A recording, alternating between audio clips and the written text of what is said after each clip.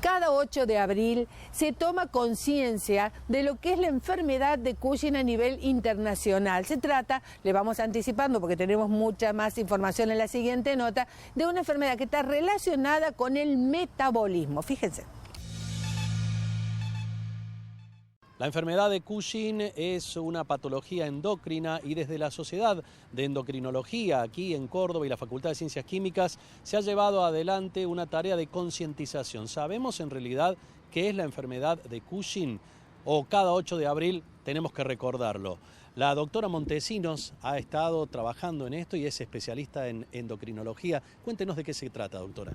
Como se mencionó, entonces el 8 de abril se conmemora el Día Mundial de la Enfermedad de Cushing en honor al natalicio del neurocirujano estadounidense Harvey Cushing, quien fue el primero en describir los síntomas y los signos de esta patología. Esta enfermedad es bastante rara, es poco frecuente y se da más en mujeres que en hombres. Y digamos el rango etario en donde es más frecuente es entre los 20 y los 50 años. La enfermedad de Cushing se produce por un incremento en la producción de cortisol. El cortisol es un glucocorticoide endógeno que produce el ser humano y es una hormona que es fundamental para la vida, ya que incrementa sus niveles en situaciones de estrés. Por lo tanto, se conoce como una hormona del estrés. Si bien puede generarse el resultado a través de un análisis, cuando nos hacemos un chequeo anual, ¿hay algún síntoma que pueda ponernos en alerta, más allá de ir al bioquímico, la bioquímica, que nos hagan análisis? Bueno, ese hipercortisolismo, es decir, ese aumento de cortisol en sangre va a dar lugar a distintos síntomas y signos. Como por ejemplo, uno es la cara de luna llena, que se llama, que es, digamos, una cara redondeada y con, digamos, rosáceas las mejillas.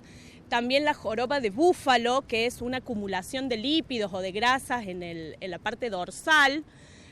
Obesidad mórbida, debilidad muscular, osteoporosis.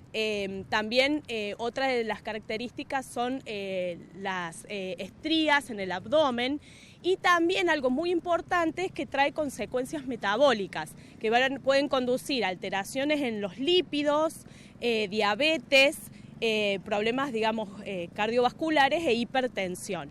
Lo que hay que aclarar es que en realidad el hipercortisolismo manifestado en una persona no se manifiesta en todos esos síntomas y signos, entonces hay que tener en cuenta alguno de ellos para empezar a realizar el diagnóstico y consultar al médico endocrinólogo. No es que se van a manifestar todos los síntomas juntos, puede haber alguno de ellos solamente.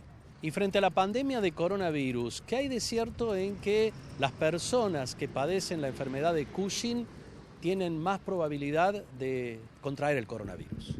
Bueno, en realidad los pacientes que tienen enfermedad de Cushing y otras causas que pueden llevar, porque no es la única que va a llevar a un aumento de cortisol a nivel plasmático, tienen mayor probabilidad en realidad a contraer infecciones en general, no solamente ¿sí? el SARS-CoV-2, como en este momento, sino que cualquier infección viral o bacteriana. Y eso se debe a que el aumento de los glucocorticoides de alguna manera suprime al sistema inmune. Y por otro lado es fundamental tener en cuenta que se ha visto que esta infección se da de alguna manera más severa en aquellos pacientes que tienen comorbilidades como la obesidad, diabetes, hipertensión y como mencionamos anteriormente, estos síntomas y signos se encuentran ¿sí? presentes en la enfermedad de Cushing. Entonces, los pacientes con enfermedad de Cushing tienen que tener en cuenta, como todos en este momento, todo lo que es la higiene y, por supuesto, el distanciamiento social y todas las pautas que tenemos actualmente. Por eso será que forman parte de los grupos de riesgo y han sido de los primeros en vacunarse las personas con morbilidad. Claro, sí, bueno, en realidad las personas mayores en este momento se están vacunando, pero sí, tienen, digamos, todos estos síntomas que de alguna manera afectan más o se cree que dan una enfermedad más severa de COVID, ¿sí? Por estas comorbilidades.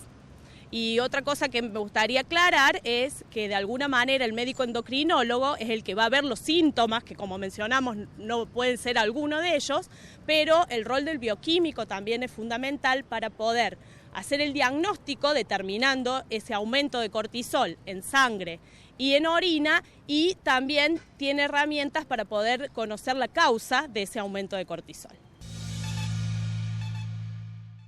El caso del profesor Olmedo en la Facultad de Odontología de la Universidad Nacional de Córdoba tomó notoriedad en el año 2020. Se decidió apartarlo de su cargo e iniciar una causa judicial, denunciado, entre otras cosas, por, y esta dice la acusación, cobrar para aprobar los exámenes con un instituto de capacitación paralelo. Fue detenido, prisión domiciliaria, 2 personas más relacionadas con su instituto de capacitación también detenidas, y una imputación a la decana de odontología por no haber reconocido este delito. Decían que tenía que saber qué era lo que estaba pasando. ¿Qué ha sucedido? ¿Cuál es la novedad?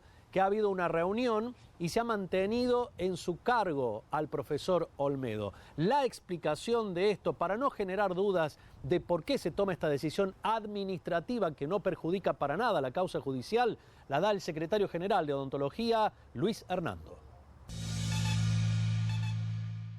La situación del profesor Olmedo, Luis, cuéntenos.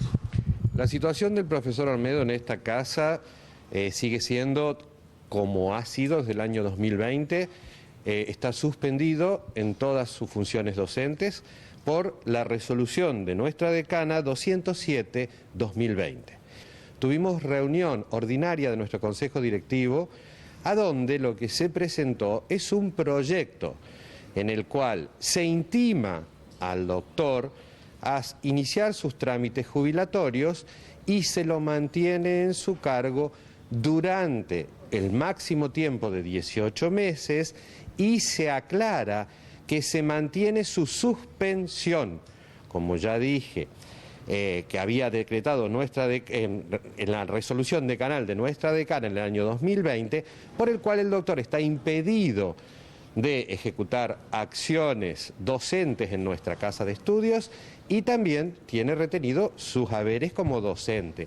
Hasta tanto se resuelva el fondo de esta cuestión, que se ventila a través de un sumario en la Universidad Nacional de Córdoba y de una causa judicial en la Justicia Federal, puntualmente en el juzgado número 3 federal de la ciudad de Córdoba. Bien lo decía usted, cuestión de fondo, hasta tanto se resuelva esta. Digamos entonces que mantenerlo en su cargo es una cuestión de forma, un tema administrativo. La cuestión de mantenerlo en su cargo es nada más que cumplir con el convenio colectivo de trabajo para docentes de universidades nacionales. Tal cual como usted lo refiere, es un tema administrativo y judicial, porque también el docente, si no, podría decir porque no respetan mis condiciones laborales, atento a que como en este país todos somos inocentes hasta que la justicia pruebe lo contrario, tenemos que esperar, como lo dije, la resolución del problema de fondo que está en manos hoy de un juzgado federal. ¿Por qué cree, Luis, que se produjo esta virulencia y con el mote de escándalo a esta situación en las últimas horas?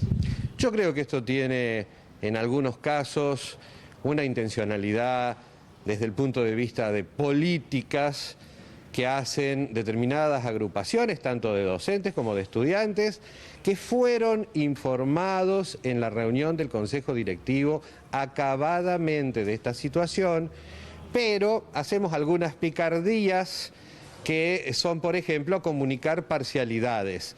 Cuando uno comunica parcialidades, produce esto de poner escándalo, y escándalo no hay ninguno, hay cumplimiento de la legislación vigente, como lo hemos hecho siempre y como hemos colaborado con la justicia cada vez que se nos ha pedido una información referida a este puntual y desagradable acontecimiento ocurrido en nuestra casa de estudios, que tiene además muchas, pero muchas otras noticias por las que debería estar en la prensa, que son profesionales, formados excelentemente, profesionales que han tenido desarrollo no solo en el campo de la profesión odontólogos, investigadores, científicos, publicaciones de excelencia y además de ello también actuación en la vida política pasada de nuestro país y actualmente.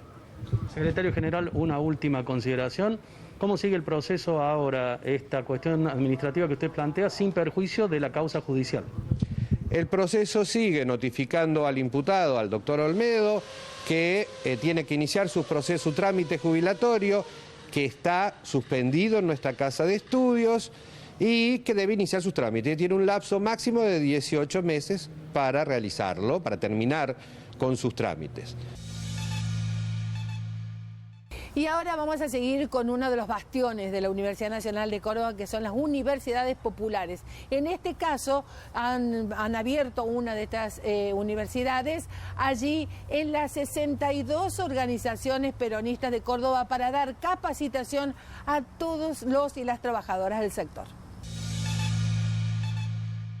Y llegó el momento de despedirnos por hoy de nuestra data universitaria. Se hace muy cortito, sí, ¿no? y hay tanta información que bueno... A pesar de la pandemia, la Universidad Nacional de Córdoba realmente trabaja y muchísimo. Sí, totalmente, y sigue generando información y propuestas para poder seguir avanzando y que estudiantes, ellos y ellas, puedan seguir progresando en sus carreras. Así es, por supuesto. Nunca paró la Universidad Nacional de Córdoba, así que nosotros tampoco, y te esperamos mañana. Dale. Chau, hasta mañana. Chau.